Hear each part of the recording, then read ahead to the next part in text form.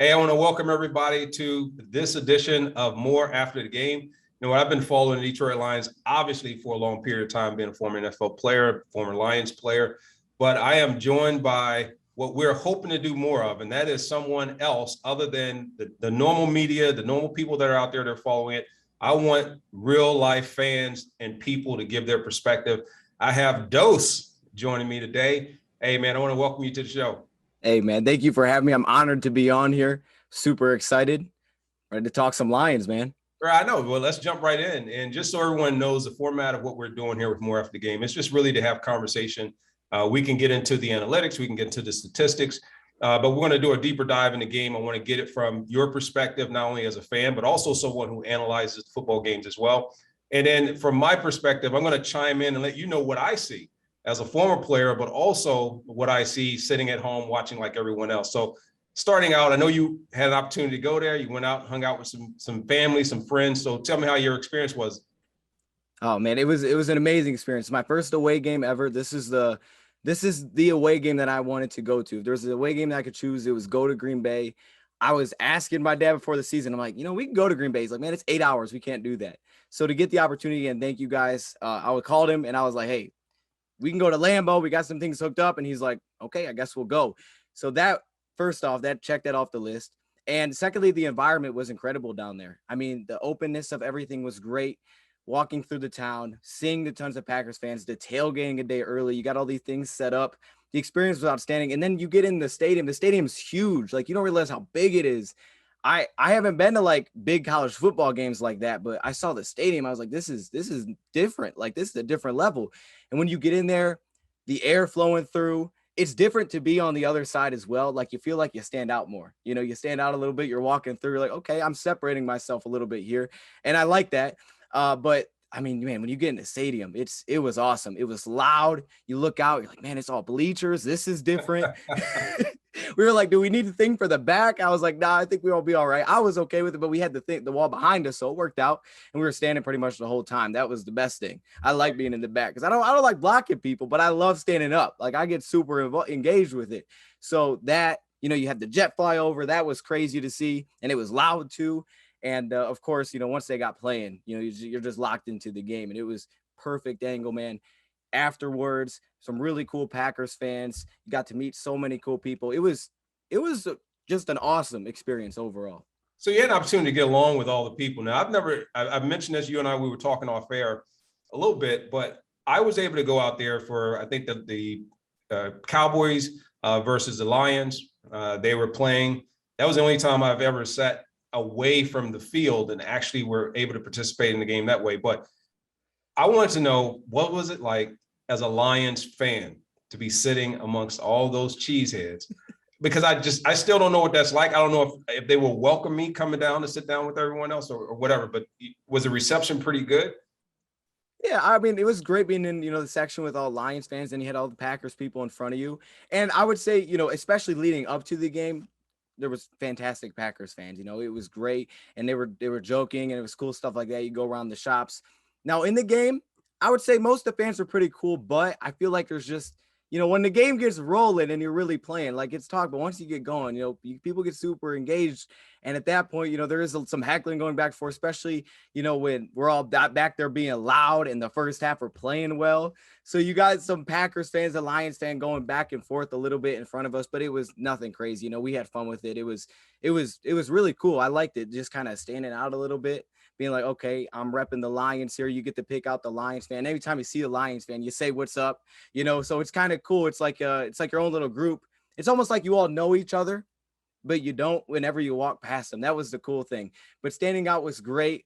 It was awesome though. I mean, there were some really good fans there. They were pretty darn welcoming, especially being a division rival. You weren't really sure how that was going to go, but it was pretty awesome. So the experience, though, you talked about this drive, right? You had to travel, you had to go see this team play Monday night.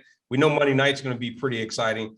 Was it worth it? And then I also want to know, second part to that, what do you think about the all-white uniforms? Oh gosh, okay.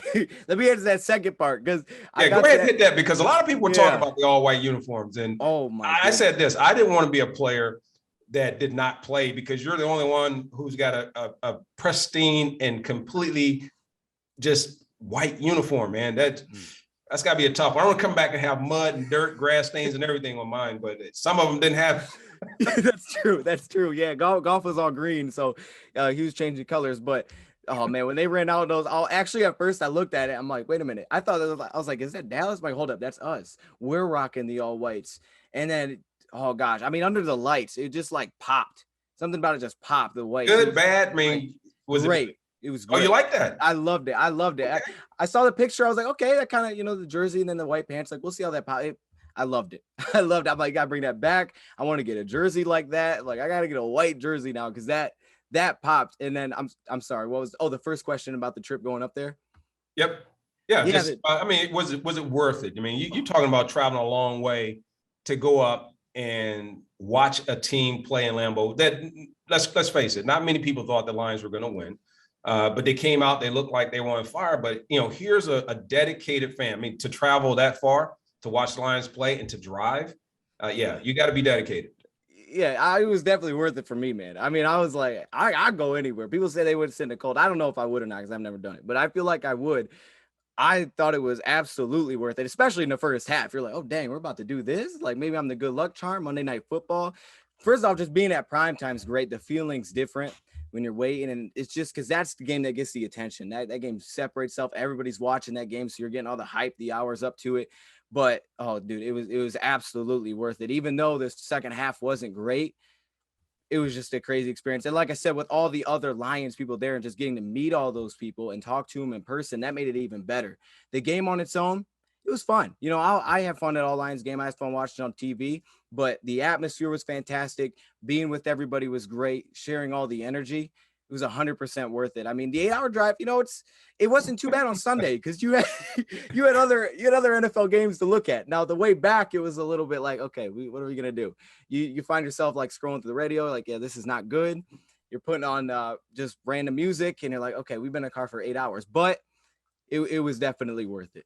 So what's the takeaway then when you go, and then I want to really get into the game side of it. We want to hear your perspective. We want to talk a little bit about what our takeaways were from the game. But when you talk about doing that and making that commitment, what motivates you? What gets you up to say, you know what, I'm going to go and follow this team all the way to a place like, Wisconsin, to see them play in a game that not many people are giving them a chance. We know we have some challenges on the defensive side, which we'll get into. And then we're coming into hostile territory, which the Lions haven't had a ton of success against Green Bay. But that's the motivation. That's the motivation. You talked about you've been a Lions fan since, I think, 2011. Mm-hmm. So what does that look like?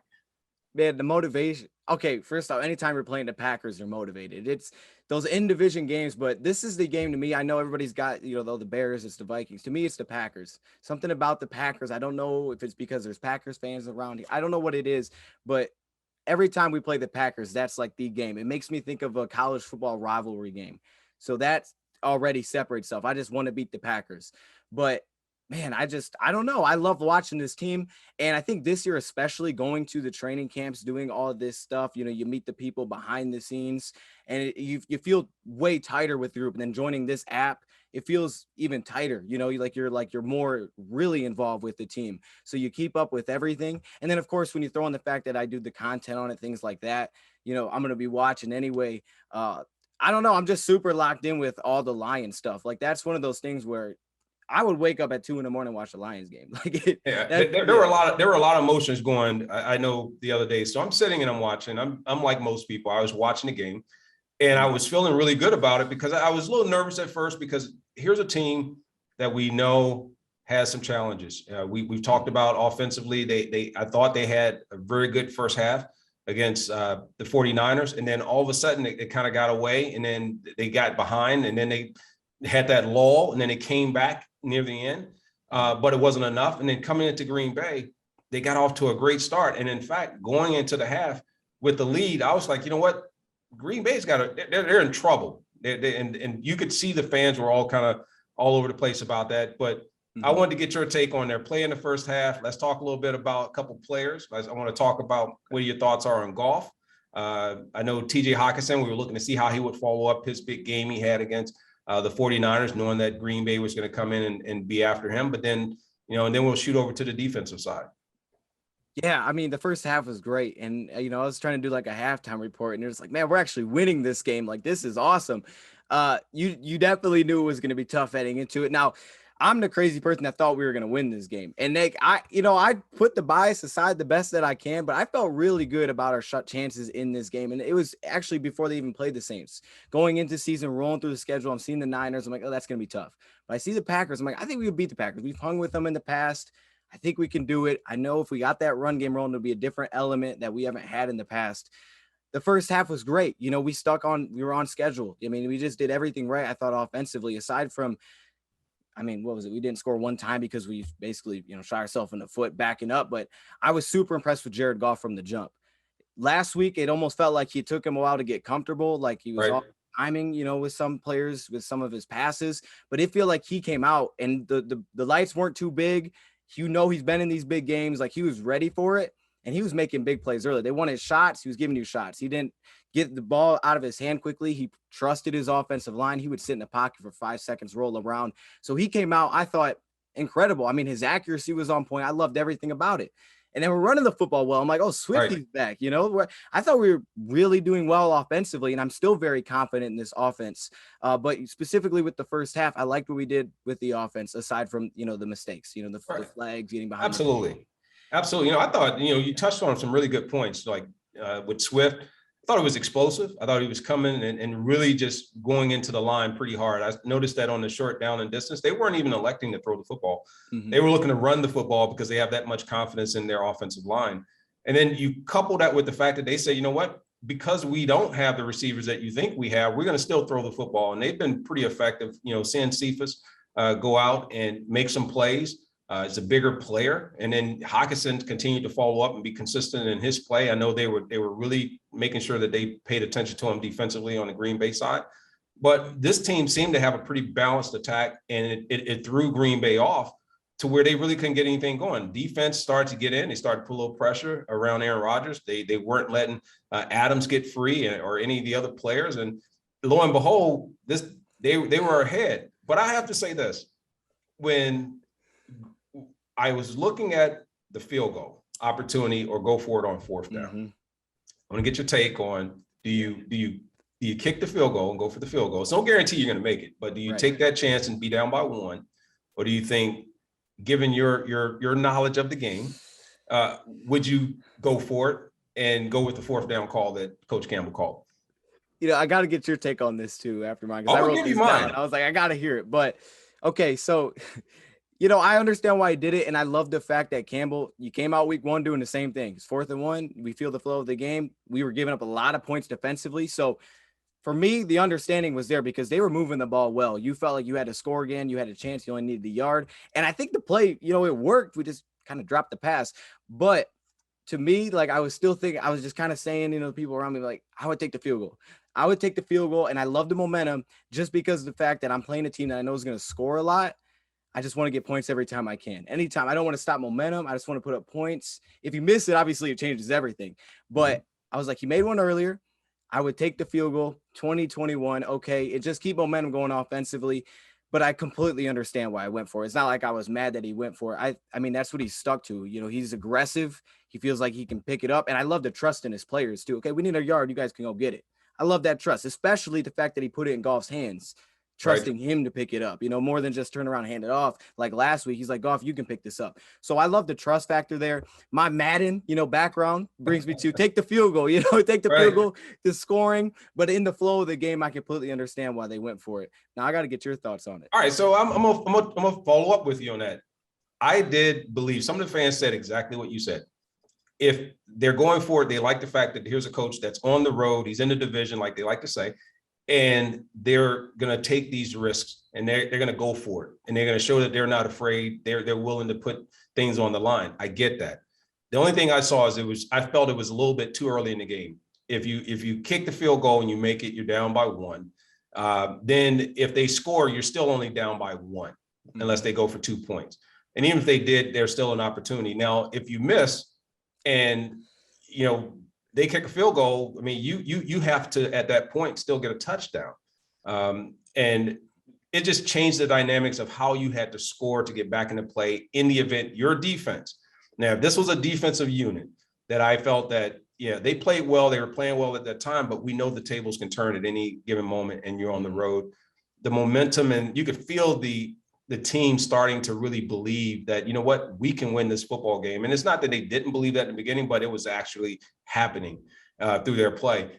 And it felt like everything changed for me at that point once that happened. And what I thought would happen did happen. And I don't want to be, I told you so, because it could have gone either way.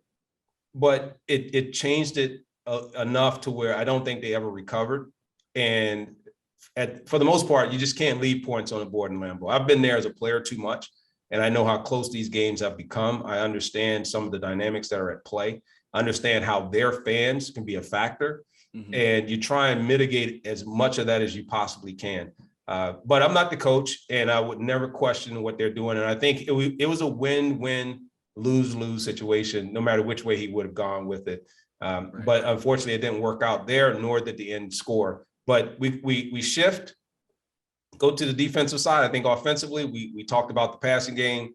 We thought Goff, was really sharp in the first quarter.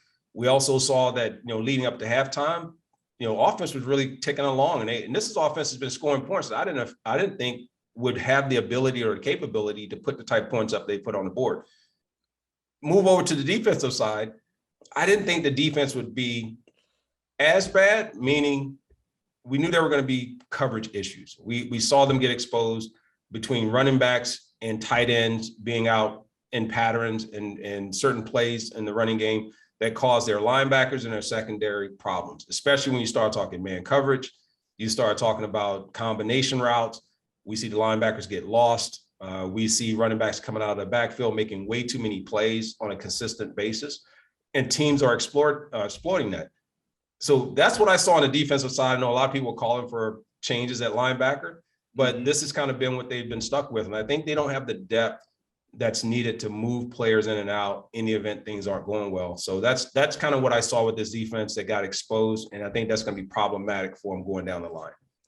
Okay, I want to get your thoughts on this because we were actually listening to it on the way back, Dan Campbell's interview. And, I've kind of had I think we saw it a little bit week one at the end of the game when they threw Derek Barnes in because they knew they were running the football and they took Jamie out, So I was like, okay, that may be how the rotation goes. And the thing is, for me with Jimmy Collins, I think he's a very smart linebacker. He understands the defense. And I feel like he's picking it up, and that's why he's out there right now. But I just don't know if they completely trust Barnes to have him out there in every situation. But I feel like at some point, so I want to get your thoughts on that, the whole Barnes and Collins, or maybe Alex coming out for Barnes. Like, what do you think about the linebacker spot? Well, they're going to rotate them in and out. There's just too much exposure with your starters. Bringing a guy like Barnes, I don't think is something that at this point you can't go to. I think he's shown enough flash. I think you need to decide and determine right now if he's ready to go beyond just being a really good preseason player, and whether or not he has the ability to transition over into the regular season style of play, the expectations, the accountability, and all those things. Because if you don't, you never know what kind of depth you have. You don't know whether or not this player is ready to really make that leap into the next level. And they need to determine that now. This is the perfect time to find out how deep do you have in terms of your talent pool on the skill positions, the offensive side, defensive side, your unit, whether it be linebacker or defensive backs. I think there's going to be problems. The defensive line, if they can't get to a quarterback and they're forced into having to go man coverage because they got to commit more people into the pass rush or more people to the line of scrimmage, they're going to face some units that's got more than just a Devontae Adams. They're going to have 2 or 3 receivers plus a tight end that can get it done, plus a really good quarterback. Think about the Ravens coming in town next week. That's going to be a problem because they attack you all kind of ways. And in fact, you got a quarterback that's going to run the football as well. So this becomes a real issue.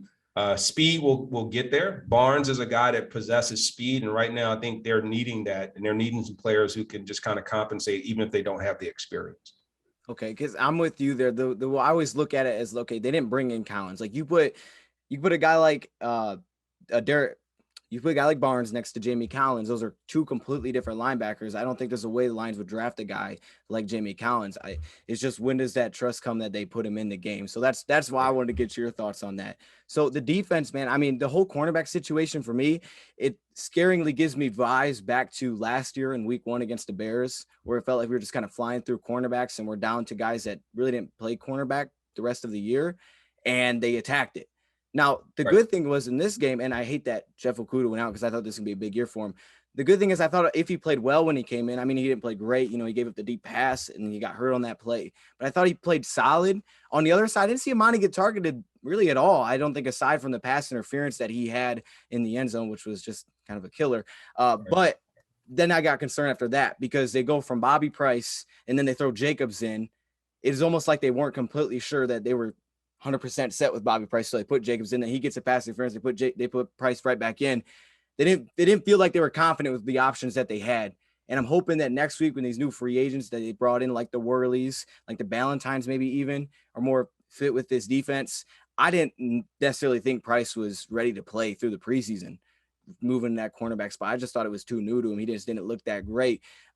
That's the spot that really concerns me, is the cornerback position. Honestly, opposite of Amani at this point, just because you hit it. There's so many receivers out there that are really talented, and we have some groups that we're going to face. I mean, just in our division, Minnesota with Thielen and Jefferson, it's like those are two good receivers. You got to have two good corners in the NFL today. So that's the spot I'm concerned with personally defensively.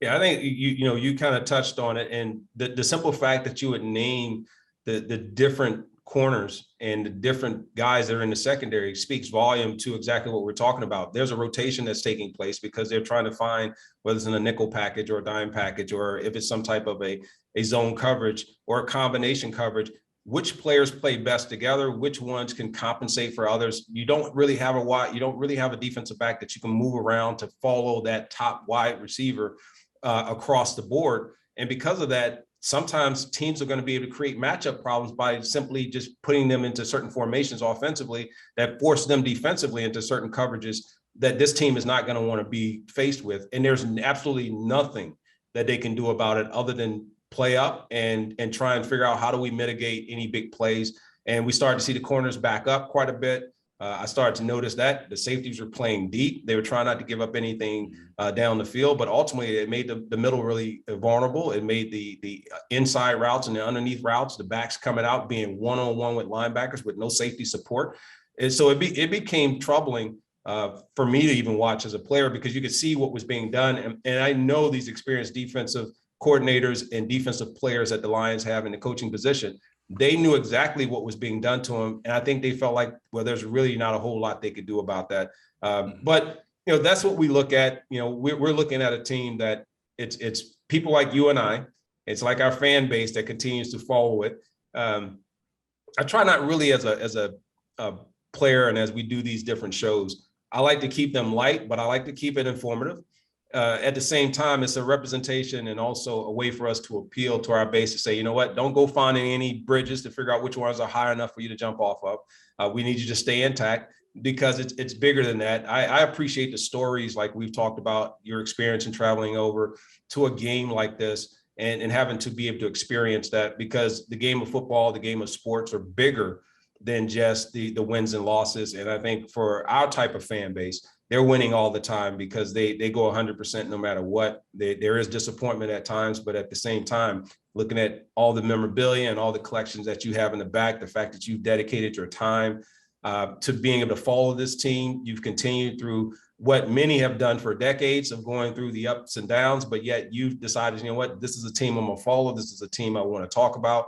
And for me, I want to say thank you, and I'm appreciative of what you've done to support our Lions Nation and supporting also our new release of our app. So thank you. And I want to thank all of your fan and your followers for also being a part of that as well.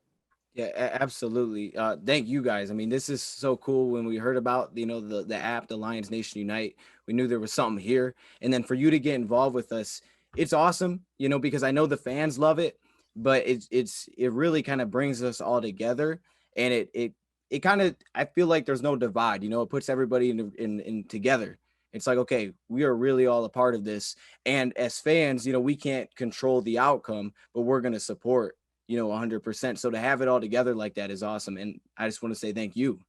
Yes, I appreciate that. And thanks again. And we'll check you out next time. We have to invite you back on the program, invite you back to the show. And then also I got to make sure I'm jumping on yours as well. So I appreciate that. And Dose, hey, I appreciate that. I appreciate you too also saying, you know what should I call you? And I said, you call me, is it Herman? I said, no, don't call me Herman. You said, what about HMAN? So HMAN works. I appreciate that. Yeah, I like HMAN. That's a good name, man. Thank you All for right. having me on. Absolutely. Absolute pleasure. Thanks again.